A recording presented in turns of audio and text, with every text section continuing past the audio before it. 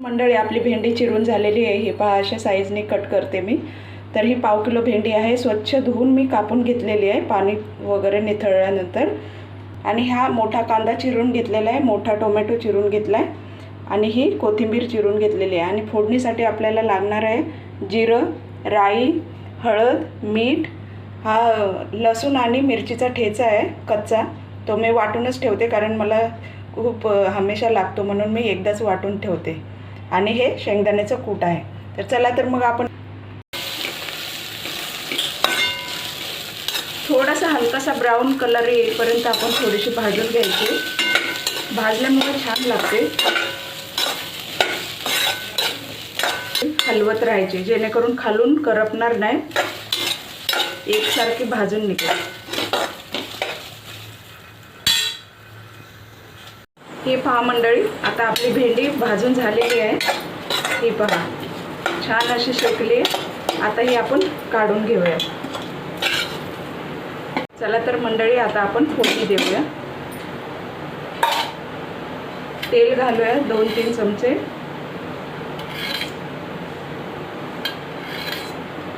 हे पहा, चला तर मग तेल गरम झालं, याच्यात आपण राई घालूया।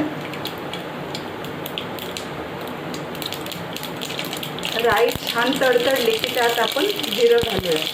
हे पहा, राई चांगली शेकलेली आहे, त्याच्यात जिरं घालूया।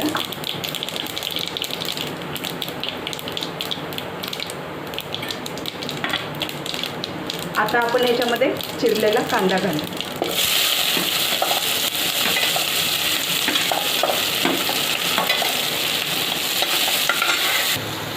हे पहा मंडळी, आता आपण याच्यामध्ये ठेचा घालून घेऊया, जो मी लसूण आणि मिरची वाटलेली आहे मिक्सरवरती। तर हे मी 2 चमचे घेते। तिखट तुम्ही तुमच्या आवडीनुसार घ्या। असं परतून घ्यायचं तेलामध्ये। हे चांगलं परतून झालं की त्याच्यात आपण टोमॅटो घालूया।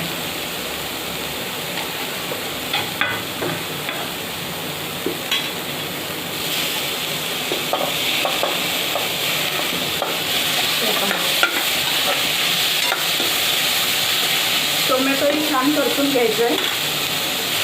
याच्यात मी गरम मसाला अजिबात वापरत नाही भेंडीमध्ये। ही आता हळद घालूया।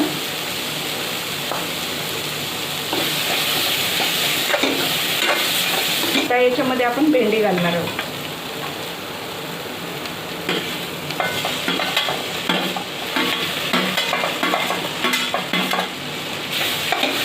भेंडी अगोदरच आपण भाजून घेतली, त्यामुळे ह्याच्यामध्ये जास्त भाजायची गरज नाही आहे।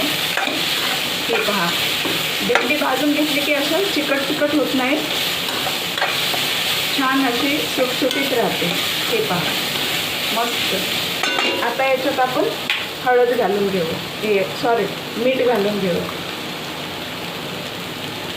का मी इथे छोटासा 1 किंवा 1.25 चमचा मीठ घेतलेलं आहे।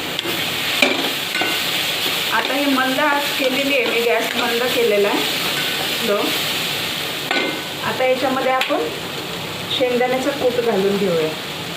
हे पहा, जरा जाडसर कूट आहे, जास्त बारीक पण नाही। त्या कुटामध्ये पण मी थोडासा लसूण वाटून ठेवते आणि मिरचीच्या ठेच्यात पण घातलेला असतो, त्यामुळे मला एक्स्ट्रा लसूण घालायची गरज नाही। हे पहा,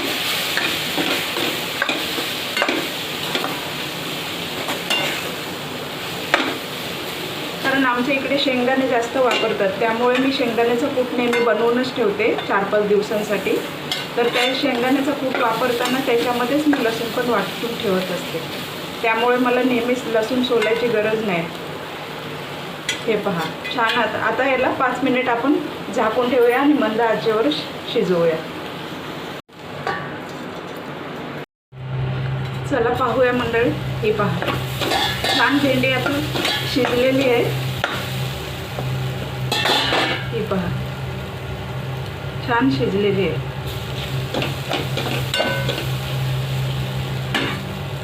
आता आपण याच्यामध्ये कोथिंबीर घालणार आहोत।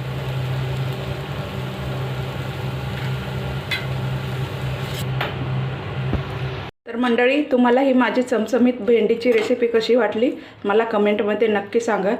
तर तुम्हाला आवडला असेल हा व्हिडिओ तर लाईक करा, कमेंट करा, शेअर करा. अशा चमचमीत छान रेसिपीज बनवून खात राहा तिखट. आणि माझ्या चॅनलला सबस्क्राईब करायला विसरू नका. चला तर मग भेटूया पुढील नवीन चटपटीत खमंग अशा रेसिपीमध्ये. चला, थँक्यू.